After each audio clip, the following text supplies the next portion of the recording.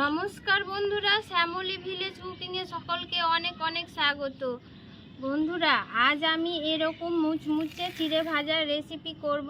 আসুন তাহলে দেখে নিন আজকের রেসিপিটা আমি কিভাবে করেছি। চিড়ে ভাজার জন্য এই যে এরকম মোটা ধরনের চিড়েটা নিয়ে নিতে হবে। পাতলা চিড়ে খুব তাড়াতাড়ি পুড়ে যাবে, তার জন্য এরকম একটু মোটা দেখে দিয়ে চিড়েটাকে খুব ভালোভাবে পরিষ্কার করে নিতে হবে, যাতে ওর ভেতর ধান থাকতে গেলে ধান থাকে এক একটা, সেগুলো বেছে নিতে হবে আর ঝেড়ে নিতে হবে যাতে পোকামাকড় না থাকে।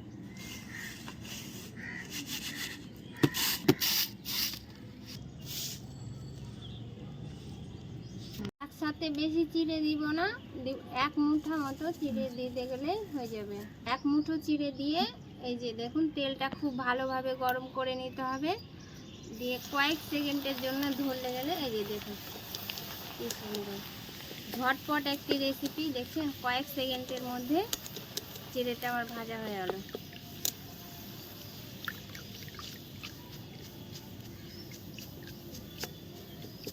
বাড়িতে 5 মিনিট যদি টাইম পাওয়া যায়, কেউ যদি এরকম মুখরোচক কিছু খেতে চায় আর 5 মিনিট টাইম পেতে গেলে এই রেসিপিটি করে দেওয়া হয়ে যাবে। একদম ঝটপট একটি রেসিপি।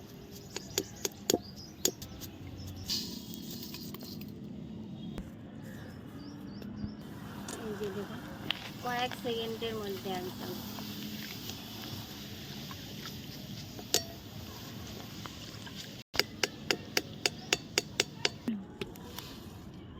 আরেকটি পদ্ধতিতে চিড়েটা ভেজে নেওয়া যেতে পারে। এই যে দেখুন তেলের মধ্যেও সরাসরি দিয়ে ভেজে নেওয়া যাবে।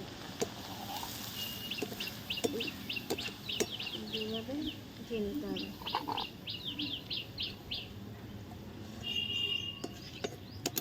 আপনাদের যেরকম সুবিধা ভেজে নিতে পারবেন। এই ছাকনার ভেতরে আমি কয়েকটা কারি পাতা ভেজে নেব। এই যে কয়েক সেকেন্ডের জন্য ধরতে গেলেই হয়ে যাবে। ভাজা হয়ে গেছে, এখন এই পাতাটাকে একটু সাইড করে রেখে দেবো, মুচমুচে হয়ে যাবে। এখন এক মুঠো বাদাম ভেজে নেব।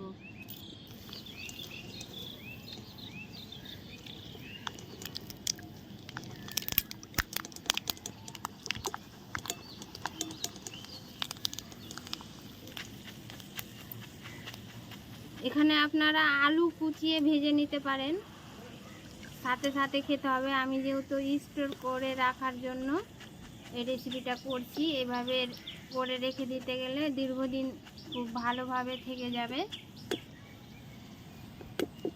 তার জন্য আলু ভাজলাম না আমি। এখন সবগুলো উপকরণ একে একে মিশিয়ে নিতে হবে।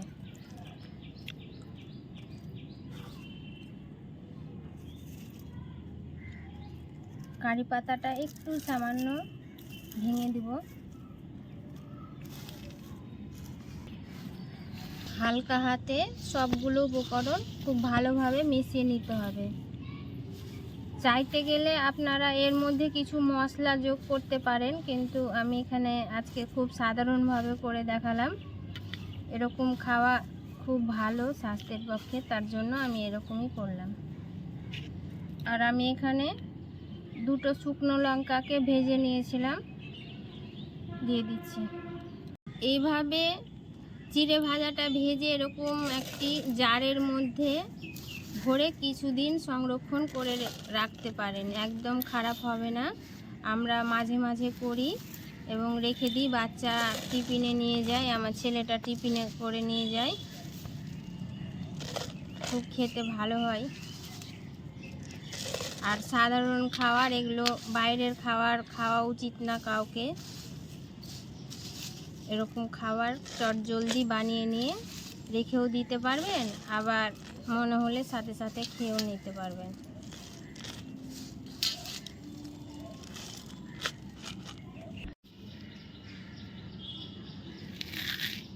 আওয়াজ শুনে নিশ্চয়ই বুঝতে পারছেন কীরকম মুচমুচে হয়েছে চিড়ে ভাজাটা আমার। তাহলে বন্ধুরা এরকমভাবে খেয়ে নিতে পারেন। আর যখন খাবেন তখনই লবণটা দিয়ে খাবেন। লবণ দিয়ে খেতে গেলে নরম হয়ে যেতে পারে, তার জন্য এখন বর্ষার দিন বর্ষার দিনে বিকেলবেলা এরকম চটপটা বা মুখরোচক কিছু খাওয়ার প্রতিদিন সকলে খুব ভালোবাসে। আমি এরকম ঘরে থাকা উপকরণ দিয়ে তৈরি করেছি এবং অনেক হেলদি ঘরের জিনিস। আপনারাও এভাবে বাড়িতে একবার ট্রাই করবেন। আর তাছাড়া বাইরে ট্রেনে বাসে যদি নিয়ে যান এই খাবার, একদম খুব উপকারী খাবার একটি। বাইরে তাহলে খাবার কিনে খেতে হবে না। বাসে ট্রেনে চিড়ে ভাজা অবশ্যই বিক্রি হয়, কিন্তু সেগুলো মশলাদার এবং অনেক দিনের ভাজা, সেগুলো ক্ষতিকারক হতে পারে স্বাস্থ্যের জন্য। তাই এভাবে বাড়িতে ঝটপট বানিয়ে নেবেন আর নিয়ে যাবেন সাথে।